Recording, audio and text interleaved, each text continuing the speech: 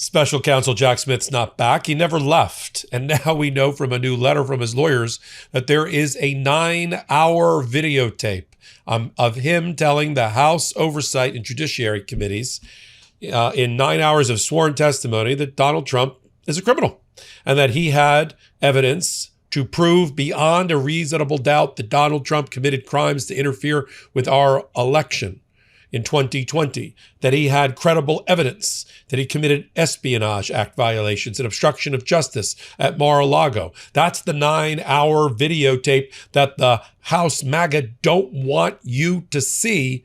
And now Jack Smith is pounding on a table to have it released for the American people. I'm Michael Popok. You're on MeidasTouch and on Legal AF. Merry whatever your holiday is. We're certainly happy and merry to have you here and helping us continue to grow our channels. Legal AF YouTube hit 1 million over the weekend because of you, and we appreciate each and every one of you. Let's get to the Jack Smith story. We've heard from Jack Smith in the past. Jack Smith, although he's been gagged by MAGA and the MAGA House, who went into that 9 hours of testimony behind closed doors over the strenuous objection of Jack Smith, who demanded to be heard. Like every other special counsel, he's the only special counsel that didn't deliver a report in public under oath to a public hearing at the House. Robert Hur and Biden and documents, there was a public hearing, right? Robert Mueller about whatever he was investigating and Russia and other things in Donald Trump. There was a hearing. We all watched it. John Durham for Donald Trump about his investigations. There was a hearing. There was public hearings. Nope, not this time. Let's put them behind closed doors so that we can selectively leak. And then they did exactly what Jack Smith feared and his lawyers feared. Jack Smith gave a public statement, which we got a copy of, saying that he had evidence beyond a reasonable doubt, which is even the higher, it's a higher standard than is required under the Department of Justice manual to even bring the indictment. He's basically saying, I would prove it. And he's already absorbed the Supreme Court immunity decision. Even despite that, he said he could win his case. And exactly what they feared happened. They didn't release the video yet. They didn't release the transcript until the public picks up pitchforks and starts going after members of Congress who are holding it back. And then Jim Jordan goes on Fox News and says, I didn't hear anything to change my mind. Right, because your mind was already made up that this was a political witch hunt. You only focused on an aspect of Mar-a-Lago and the FBI search warrant. You did not comment at all about Jack Smith's other 8.5 hours of testimony proving his case against Donald Trump for the American people. That's what Jack Smith didn't want to have happen. He didn't want people to comment on his report, on his video testimony before they saw it for themselves, but that's what happened. But Jack Smith has spoken out in the past. In fact, I keep saying this, and I pinch myself. It's still up on the Department of Justice website is the video of Jack Smith presenting the indictment related to the DC election interference case. And here's a clip. Good evening. Today, an indictment was unsealed, charging Donald J. Trump with conspiring to defraud the United States, conspiring to disenfranchise voters, and conspiring and attempting to obstruct an official proceeding. The indictment was issued by a grand jury of citizens here in the District of Columbia, and it sets forth the crimes charged in detail. I encourage everyone to read it in full. The attack on our nation's capital on January 6th, 2021 was an unprecedented assault on the seat of American democracy. As described in the indictment, it was fueled by lies. Lies by the defendant targeted at obstructing a bedrock function of the U.S. government, the nation's process of collecting, counting, and certifying the results of the presidential election.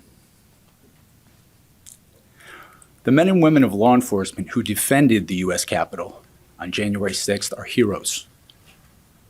They are patriots and they are the very best of us. They did not just defend a building or the people sheltering in it. They put their lives on the line to defend who we are as a country and as a people. They defended the very institutions and principles that define the United States. Since the attack on our Capitol, the Department of Justice has remained committed to ensuring accountability for those criminally responsible for what happened that day. This case is brought consistent with that commitment, and our investigation of other individuals continues. In this case, my office will seek a speedy trial so that our evidence can be tested in court and judged by a jury of citizens. Can't believe that's still up on the website. Now that we have the new reporting today coming out of Axios that the White House has taken over the Department of Justice's social media accounts and X accounts in order to clear and exonerate Donald Trump for anything found in the Epstein files. We've done our full investigation in a microwave investigation overnight? You cleared Trump? How could you possibly clear Trump? And what about the 1,200 victims that are inside these files? What are you doing about them? Did you clear Bill Clinton? Is that a phony hot tub photo? No, just everything about Donald Trump is either scandalous, spurious, groundless, fake. Right. Only Donald Trump's information in the repository is fake. Everybody else's is real. So now you got the Department of Justice, right, who still has up on the website Jack Smith. But that's not the only time he's spoken out loud. He gave a recent statement. He was overseas when he gave it, but knowing that he may be gagged and we'd never see the video, he started giving some interviews. And here's a clip of one. This latest prosecution of the former director of the FBI. There's a process to secure an indictment. There's a process of predication, having some evidence before you do that. And again, I only know what I see myself in the media, but the career prosecutors, the apolitical prosecutors who analyzed this said there wasn't a case. And so they brought somebody in who had never been a criminal prosecutor on days' notice to secure an indictment a day before the statute of limitations ended. That just reeks of lack of process. And I think a lot of Americans do not see this as a political issue. Process shouldn't be a political issue, right? Like if there's rules in the department about how to bring a case, follow those rules. You can't say, I want this outcome, let me throw the rules out. That's why, frankly, you see all these conflicts between the career apolitical prosecutors I worked with, because they're being asked to do things that they think are wrong. And because they're not political people, they're not going to do them. And I think that explains why you've seen the resignations, you've seen people leave the department. It's not because they're enemies of one administration or the next. They've worked through decades for different administrations. It's just they've been doing things apolitically forever. And when they're told, no, you got to get this outcome no matter what, that is so contrary to how we were all raised as prosecutors. I think that's been the center of all the conflict. We demand the videotape. Let me read to you from the letter. Now, the letter is dated about 5 or 6 days ago, but let me read it to you because we just got our hands on it. It just got disclosed. Here's what the letter said, sent by email to Jim Jordan. And I'm going to show you. Let me show you first a clip of Jim Jordan, in which he said, I basically had my mind made up and I didn't hear anything in Jack Smith's testimony that changed my mind on Fox News. Let's play that clip. Well, Jack Smith testified for 7 hours, and none of that time did it change my belief, as you said, Sean, that this was all political. Now, Jordan, we don't want to see you talking about it. We want to see the videotape. Here's what Lanny Brewer and Peter Koski, representing Jack Smith, wrote to Jamie Raskin, the Democratic ranking member, and Jim Jordan. Our client testified before the committee for approximately 9 hours regarding his investigation into President Trump's alleged unlawful retention of classified documents, obstruction of justice, and role in attempting to overthrow the results of the 2020 election. Mr. Smith welcomed this opportunity and to correct the many mischaracterizations about the work of the Special Counsel's office.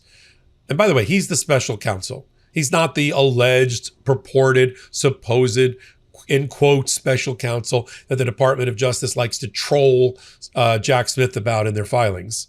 Mr. Smith respectfully requests the prompt public release of the full videotape, there it is, of the deposition. Doing so will ensure that the American people can hear the facts directly from Mr. Smith, not through secondhand accounts like Jim Jordan that we just heard. And he stands by his decision to prosecute.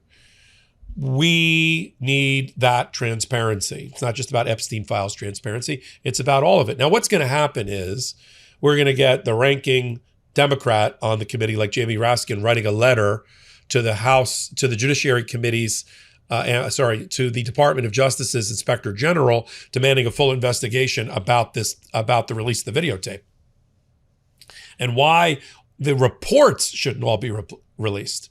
We've got Judge Cannon still sitting on volume 2 of the Mar-a-Lago report, right? Which deals with Mar-a-Lago. Oh, I may get around to releasing it in February. I'm not quite sure yet. Doing the bidding of Donald Trump. But we need to hear from Jack Smith. Now, there are some ways around this. The minority Democrats can try to do some shadow hearings and bring in Jack Smith to testify. I can think of a handful of people. Erez Raveni, the whistleblower against the Department of Justice, should testify. You got 5,000 former Department of Justice personnel, 2,000 lawyers, just since this administration started, all champing at the bit to testify. Bring them in. Let's have a whole shadow oversight committee hearing. It matters.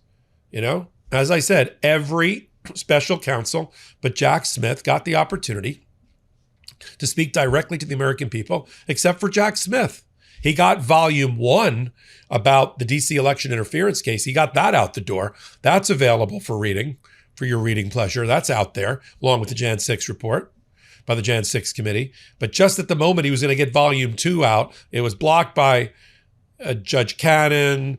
Then the change in the administration happened. Merrick Garland left a love note for Pam Bondi. It's up to you now to release this file. And of course she didn't release it. She buried it. It's not just release the Epstein files. It's release Jack Smith's volume 2, a copy of it sitting with Judge Cannon, and she's still jerking around with the American public about not releasing it. But it's important. It's an important chapter. We will finally, with pressure from this audience on Legal AF, we will get this released.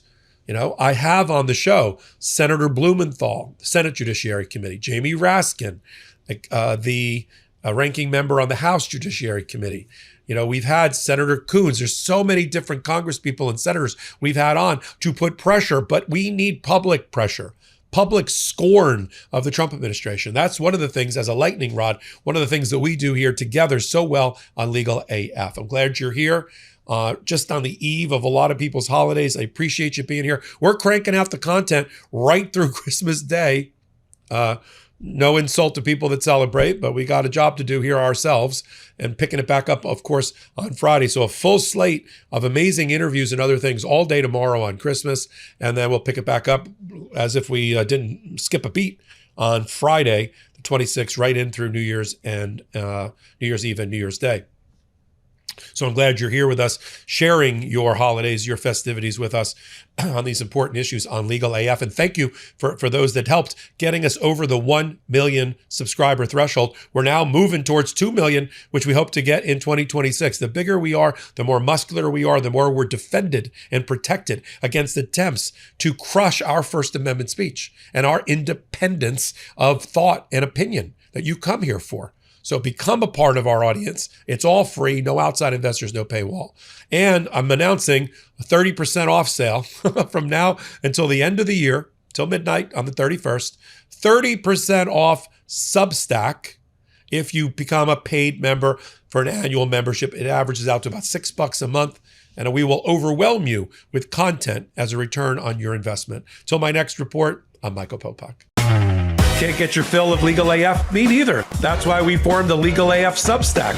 Every time we mention something in a hot take, whether it's a court filing or a oral argument, come over to the Substack. You'll find the court filing and the oral argument there, including a daily roundup that I do called, wait for it, Morning AF. What else? All the other contributors from Legal AF are there as well. We got some new reporting. We got interviews. We got ad-free versions of the podcast and hot takes. Where? Legal AF on Substack. Come over now to free subscribe.